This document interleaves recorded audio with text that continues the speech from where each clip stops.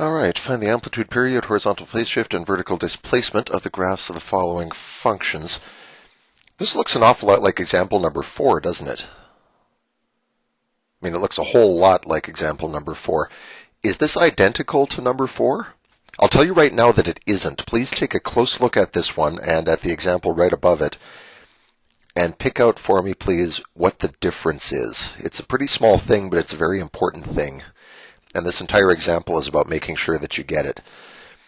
When we write a sine or cosine function, we tell you to put it in this form. A sine, and then it gets very brackety and we do this. X minus c plus d. What this is saying is you must not have a coefficient directly on the x.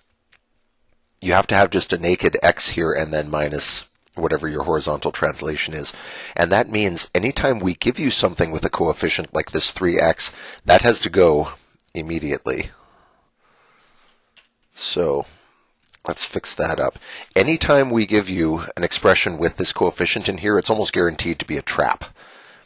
And the way you fix it is you say, wait, this 3 can't be right on the x, I must factor it out.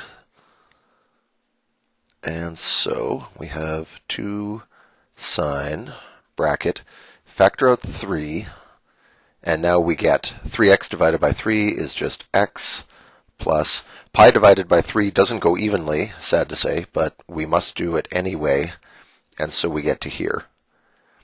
Now we can look at this and say our amplitude is 2. Our horizontal phase shift, I do see the 3, I'll come back to it in a moment. Our horizontal phase shift is pi by 3 units to the left. Our vertical displacement is 4 units down, and our period is 2 pi divided by the b value. So in this case, it's 2 pi divided by that 3 that we factored out. That's the period for this wave. If you don't do this, you'll look at this top version and say the amplitude is 2. You might look here and say, oh, there is no b value, so the period's 2 pi.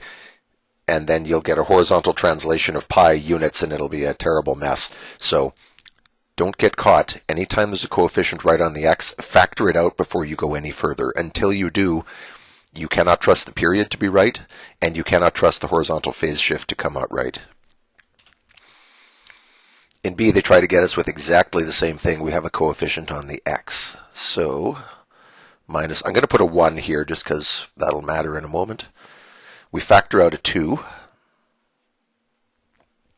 and that leaves us with x minus pi by 4 plus pi. So final result for this one is that the amplitude is 1. Amplitudes are never negative. The period is 2 pi divided by our b value of 2. So the period for this wave is simply pi radians. This wave is translated pi by 4 units to the right. That's the horizontal phase shift or phase delay. And it's translated pi units up.